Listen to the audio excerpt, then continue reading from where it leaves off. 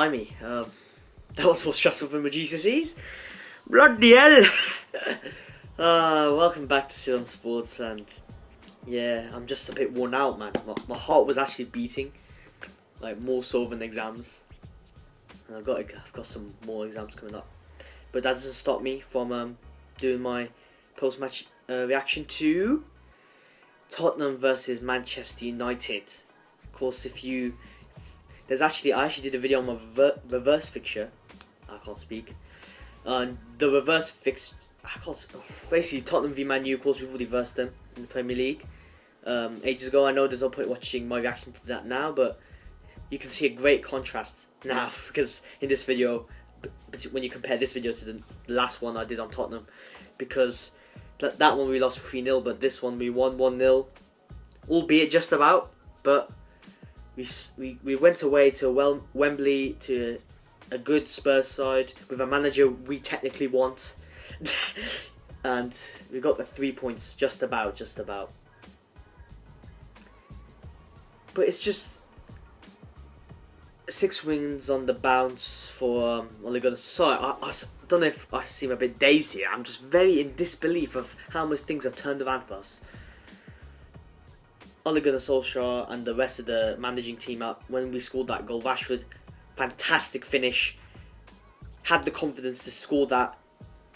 Ole Gunnar Solskjaer during the week was like, Rashford could be a top striker just like Harry Kane. And exactly, it's those little things, almost like how Alex Ferguson did it. Or as Rio Ferdinand said in his punditry. Rio Ferdinand said Alex Ferguson would give those little gems of like little advice that would, or stuff in the media that would just click with players, just click. And would Rashford have the confidence to score that goal if Solskjaer hadn't given him that compliment? And I think Rashford would have, but it's not really about that. It's just more about managers just being in this modern age of football, just managers just recognising how the potential of their players, whether they're 26, 21, 19, if you're old enough, if you're good enough, you're old enough, as I've said before in my last video. And Ole Gunnar Solskjaer, he's instilled that, whether he stays or not. We'll talk about him versus Poch in a bit, but right now we'll talk about the goal. Paul Pogba's fantastic assist for Rashford, very good. That first half, fantastic from us. I think it was very controlling. Tottenham were always going to have the bit of a dominance. This was their own ground. I know, well, it's not their own ground, but again, their new ground, but this was home for them so far. And of course, they were going to, get some chances, but we held our ground and we showed that us on the counter-attack was going to be very, very, very deadly. And with Mourinho, I don't want to mention Mourinho, but every time, of course, Mourinho wanted that counter-attacking flow. But it wasn't just that. We also, when we had the ball, we didn't just stay with the ball and almost wish for them to have the ball. You know what I mean? Playing so conservatively. We were given the tempo. We were matching their tempo. They set the tempo, but then we matched it more. We showed them, no, you're not here to beat us again 3-0. The players were fighting for each other, even in that second half when they were playing not as good. They were just playing for their lives. Not for their lives, but just playing as if they were playing for their lives, as if it was a cup final. And that's what we want in these big games especially, but in every game also. Yeah, so we're very controlling that first half. Fantastic stuff. We had a couple of chances before then. Martial was very good with his trickery with his feet. Couldn't quite get the goal. But of course Tottenham had some good chances as well. De Gea just reminded me. I nearly forgot about De Gea. How can I forget about De Gea? I think De Gea was absolutely sensational in that second half.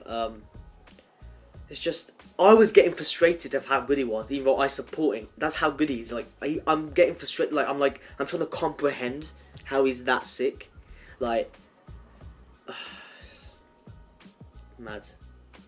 But of course, some of the shots from Tottenham were straight at De Gea. And of course, some of them were standing saves. I'm not taking anything away from De Gea, obviously. He's probably our best player still. Even despite some of our players finally reaching their potentials. But even then, it's just like the ability. It's big games, mental. Like you forget about the mental toll, like for a goalkeeper as well, let alone an outfield player, obviously.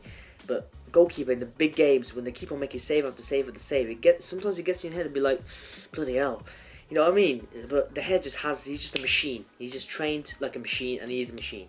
From us anyway. And I really hope he stays. I really hope he renews his contract.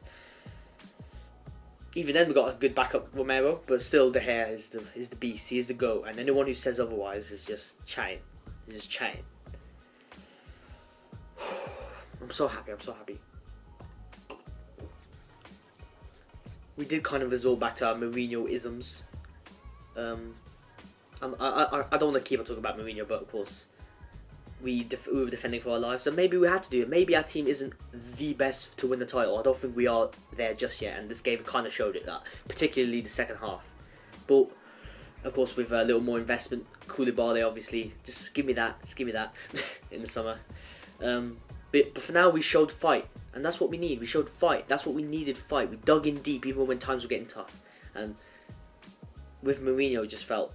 Well, we had that times when it was going tough, and then we bounced back, but it didn't really feel like it was because of Manchester United. It felt like, oh, Mourinho's done it again. It's all about Mourinho. It's all about Mourinho.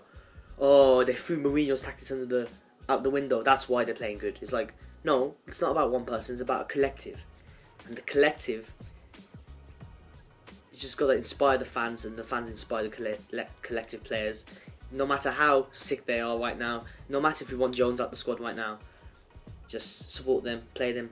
They play. We give them their support. You have to give your fight for the club. You have to play every game 100%. And that's what they'll be doing for 6 games running. Wow, can't wait to keep. We're keeping it up, and we're catching up with Arsenal. Who would have thought that? Top 4 it's on, but Chelsea have extended the gap after Arsenal losing, of course, which gave us the opportunity, on the other hand, to actually go back up. Also, Fan TV, that's a channel I want to be up with in the future, maybe. They'll be doing bits, entertaining content, but for the right reasons for us, obviously. I think also I saw on Arsenal Fan TV there, some of their fans are actually worried about us having the upper hand, and I agree. But it's just good to see rival fans be scared of us again. Like, that's the big thing. Like, my mate texted me a couple of weeks ago, or like a week ago, even after we beat like Newcastle, of course. No respect to the other teams we've versed so far before Tottenham, but they're not the biggest teams. They're not an indication of we're going to win the league or anything. But you got to beat what's in front of you, eh? You got to beat what's in front of you.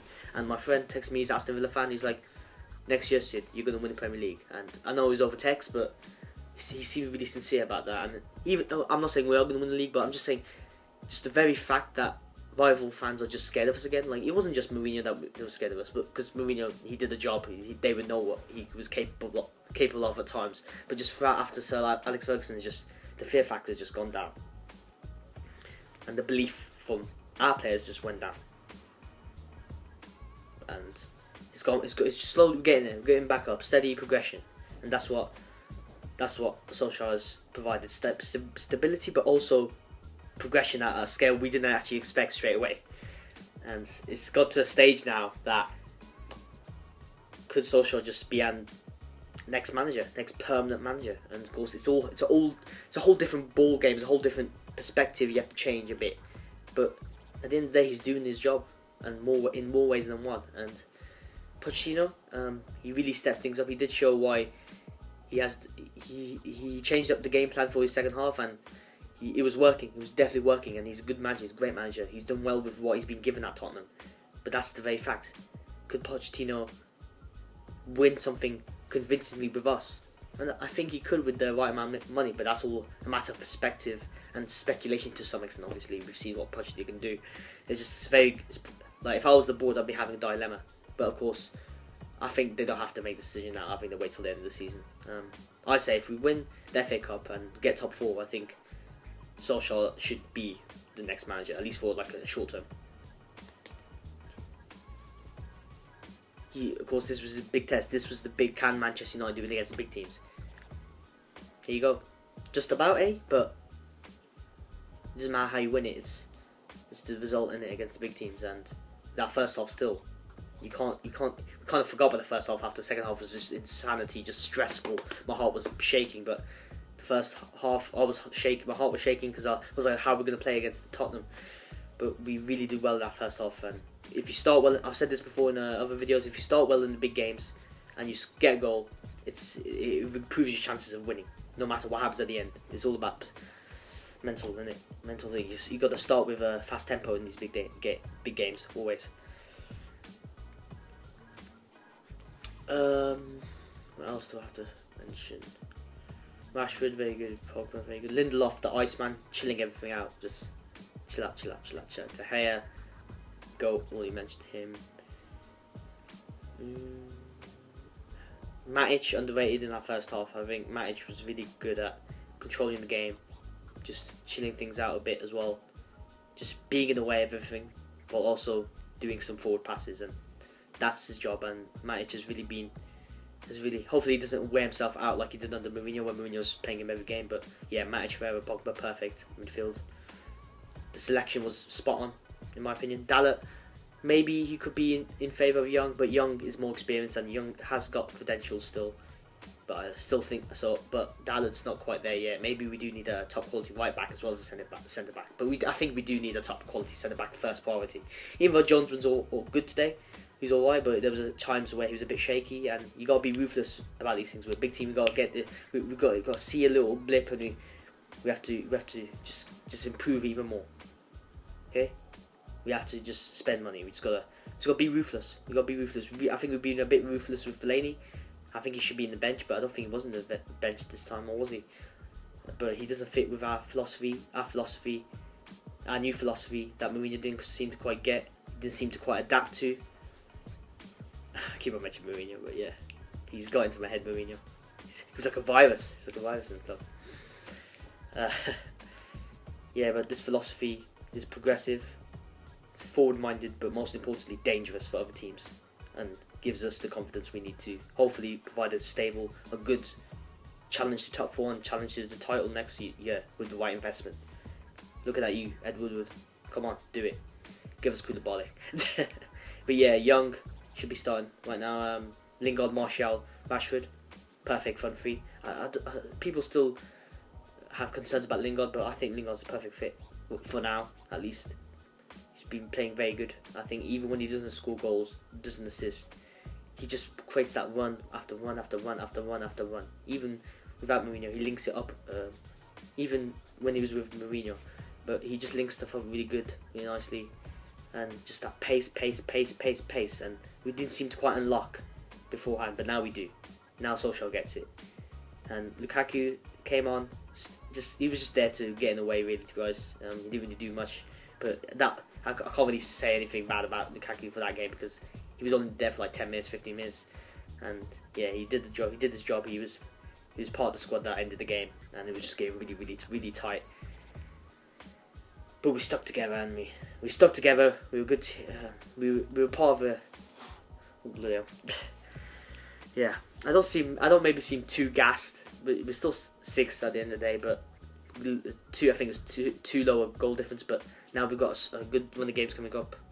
The way Arsenal playing, the way we were playing, it looks like we could get 5th, but of course even then we've got Chelsea to deal with as well. But Chelsea haven't been playing as good, but still they're digging deep as well. Just got to focus on us, got to focus on team, just focus on one game at a time still, and hopefully just put some of the doubters back in their place. It's like, we got this. Focus on your own team, we're focusing on our team. And yeah, let me know your thoughts, whether you're supporting Manchester United or not. Always appreciate your support or your contributions to this channel. Share, like, comment, subscribe and share, and I'll see you guys next time. Bye.